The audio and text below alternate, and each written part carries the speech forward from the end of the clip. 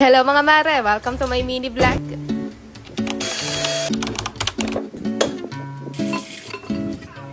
Magandang araw mga mare. Ito pa nga yung karugtong ng vlog ko kahapon. At ayan, pagkatapos nga namin kumain ng tanghalian dyan, naghugas na rin ako kagad ng mga pinggan. Madalas talaga tuwing tanghalian, si ate yung nakatoka sa paghuhugas ng pinggan, tapos si kuya naman tuwing gabi. Pero ang sabi ko nga, ako na muna yung maghuhugas ngayon dahil magge-general cleaning na rin nga ako dito sa kusina namin. Medyo matagal-tagal na rin kasi akong hindi nakakapaglinis ng masinsinan dito, kaya yan nga, naisipan ko ng mag-general cleaning ngayon.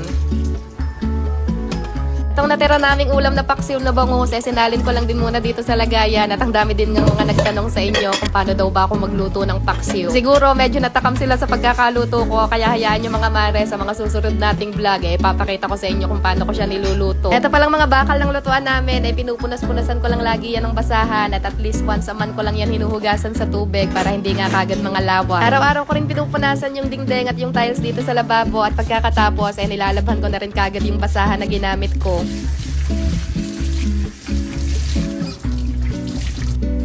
Pinanasan ko na rin pala tong mga seasoning jars ko dito dahil medyo maalikabok na rin at gumagamit lang ako ng wipe sa pagpunas.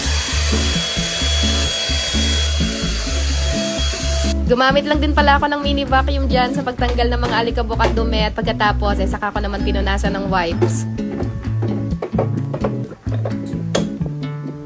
Medyo marumi na rin nga itong pintuan ng cabinet ko dito, kaya yan at pinunas-punasan ko na rin. Hindi lang talaga masyadong halata sa camera yung dumi mga mare, pero kung titingnan nyo siya sa malapitan, talagang marami na rin siyang mga naninikit-nikit na dumi. Tinanggal ko na rin muna yung mga nakapatong dito sa ibabaw, at tingnan nyo naman nga, medyo inaamag na rin pala yung mga sandok na hindi ko madalas nagagamit. Aminado naman ako mga mare na hindi ko talaga ito madalas nalilinisan dahil kadalasan nga ay mabilis ang paglilinis lang palagi yung ginagawa ko.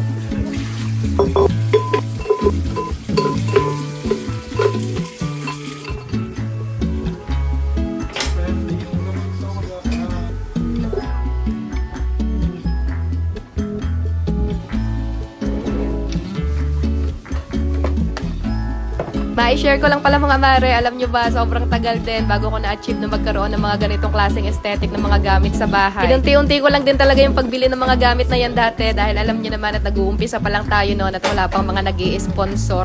Pero katagalan din naman nung medyo nagkakaroon na tayo ng konting views, ang dami ng mga nagbibigay at nagpapadala ng mga gamit, kaya halos na kompleto ko talaga yung mga gusto kong gamit sa kusina. At karamihan na rin nga ng mga gamit namin dito sa bahay, halos mga free samples lang lahat or yung mga binibigay or mga pinapadala lang sa amin. Ito din talaga yung gustong-gusto kong perks ng pagiging isang affiliate mga mare, yung nagkakaroon kami ng mga gamit sa bahay ng libre lang. Tinaob ko na pala sa dish rack yung mga hinugasan kong pinggan kanina, tapos tinanggalan ko lang din ng alikabok yung ibabaw ng ref. Hinugasan ko na rin nga tong dish drainer namin dahil meron na rin yung mga sumisingit-singit na dumi.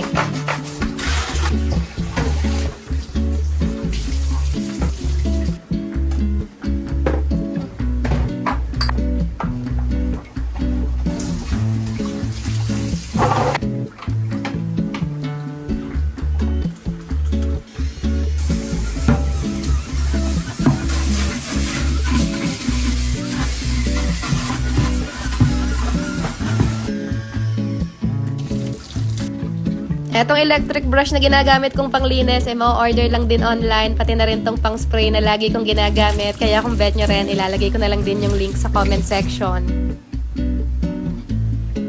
Dito namang tissue holder na itong mga mare na tinanggal ko dati sa may gilid ng ref, dito ko na lang nilagay sa may lababo. Nagpalit na rin nga pala ako ng kortina dito sa may ilalim ng lababo namin dahil medyo marumi na rin, pero parehong design lang din naman yung pinalit ko. Gumagamit lang ako ng ganitong tension rod sa paglalagay ng kortina, pwede yung maigsian at pwede rin naman mahabaan. Hindi rin naman yan basta-basta bumabagsak, lalo na nga kung magaan or kung kortina lang din naman yung ilalagay natin. Nagpalit na rin ako ng basahan dyan at sa wakas nga mga mare, eto, natapos na rin ako ng pag-general cleaning. Masarap lang talaga sa pakiramdam kapag nga ganitong bagong reset na naman ulit yung kusina, parang ang sarap na naman ulit magluto-luto. At hanggang dito na lang muna ulit mga mare. Good night na muna at ayun lang muna ulit for today.